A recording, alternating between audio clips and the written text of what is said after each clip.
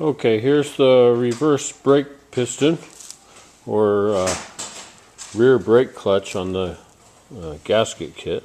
I just put new O-rings on all of these. Oil on here. This guy slides on.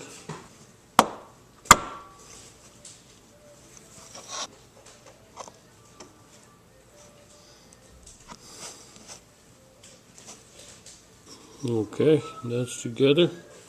Before I put the brake piston back in, I'm going to put this little plate back on the back.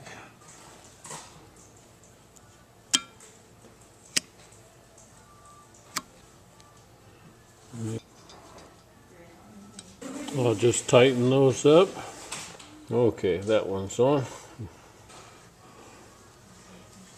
I need both hands for that. Yeah, it's sitting in there now. I just need to push it down. Alright, it's all the way down. I just gave it a little twist and it popped right in there. So that's good. Spring in there.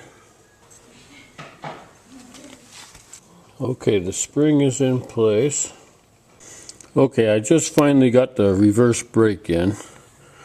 I managed to compress the spring. The way I did it was I pushed the ring down on one edge right here and then held that with one hand and then stuck the screwdriver through a hole in the case and worked it down around until it got over to that side and snapped in place. I set the transmission case up on my little stand. I used this piece to drill the hole in it, a couple of extra support washers there, put a nut on a piece of all thread, ran that down through, and then put another one like this on the bottom, and then by tightening this bottom bolt it pulled down and compressed the spring.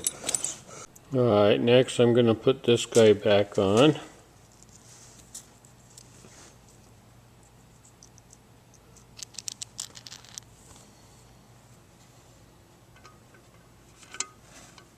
Put it the right way.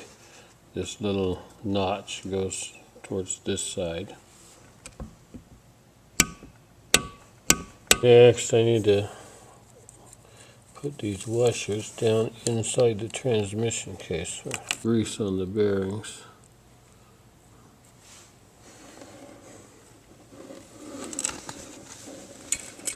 Should sit right on top of that. There we go. Off of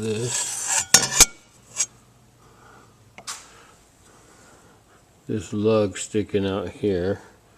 Okay, so I have that case down in there so it fits into this groove right here. So you can move that black leaf spring. I can't reach it from that side, but it installs right there.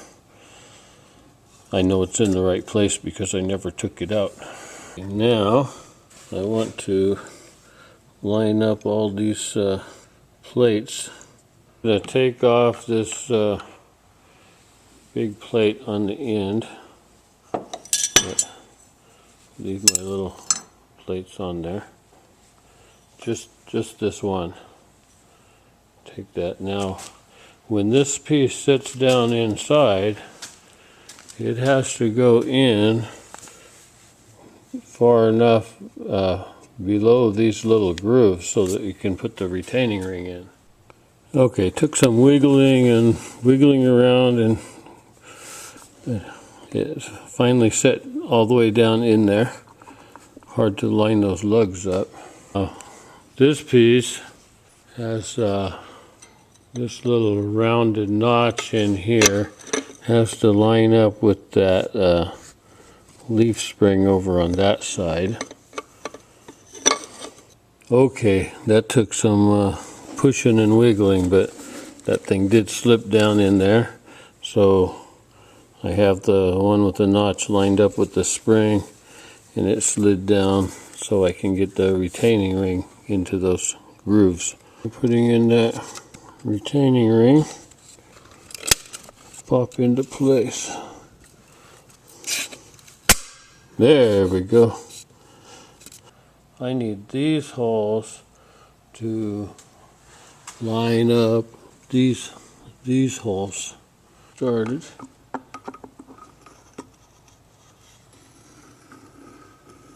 Alright, I got the center support in there. The trick to get it in is not to hold this part, but hold this part. Get your fingers under that retaining ring and lower it down right there. So keep this part as low away from that retaining ring as you can. And then you wiggle it down in there, and these two bolt holes, these will line up. I don't know if you can see, but I can see in there that the bolt holes are lined up, and all the oil holes are lined up too. Put these center support bolts in. It should go in easy. If you don't get it in right, it'll get really close, but not quite lined up. Okay, I'm going to torque these to about 26 Newton meters.